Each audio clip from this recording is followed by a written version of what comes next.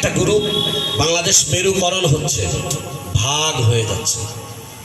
আমরা দেখতে পাচ্ছি একটা গ্রুপ তাওহীদের পক্ষে, আরেকটা গ্রুপ শিরিকের পক্ষে, একটা গ্রুপ আদমের পক্ষে, আরেকটা গ্রুপ ইবলিসের পক্ষে, একটা গ্রুপ হাবিলের পক্ষে, আরেকটা গ্রুপ কাবিলের পক্ষে, একটা গ্রুপ মূসার পক্ষে, আরেকটা গ্রুপ ফেরাউনের পক্ষে, একটা গ্রুপ মূসা আলাইহিস সালাতু ওয়াস সালামের ঝান্ডার পক্ষে, একটা গ্রুপ ঈসার পক্ষে, আরেকটা গ্রুপ রয়েছে তারা বনি ইসরাইলের পক্ষে। কথা বলেন ঠিক না বেঠিক?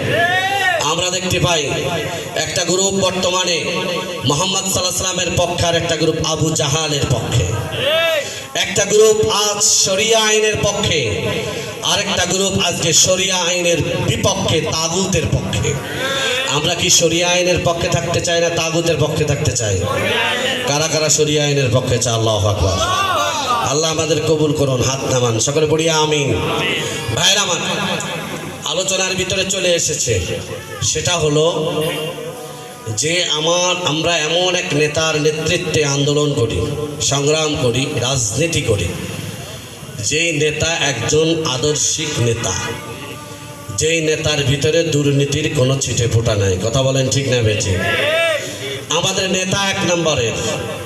বাংলাদেশের 1971 সাল থেকে নিয়ে অদ্যাবধি আজ পর্যন্ত বাংলাদেশের যত রাজনৈতিক দল আছে, কোনো না কোনো অ্যাঙ্গেলে তাদের ভিতরে দুর্নীতি, বিভিন্ন রকম অপকর্মের কালো দাগ আছে, এবং তারা বিভিন্নভাবে একাকার হয়ে আন্দোলন সংগ্রাম করে দেশের ক্ষমতায় গিয়েছিল।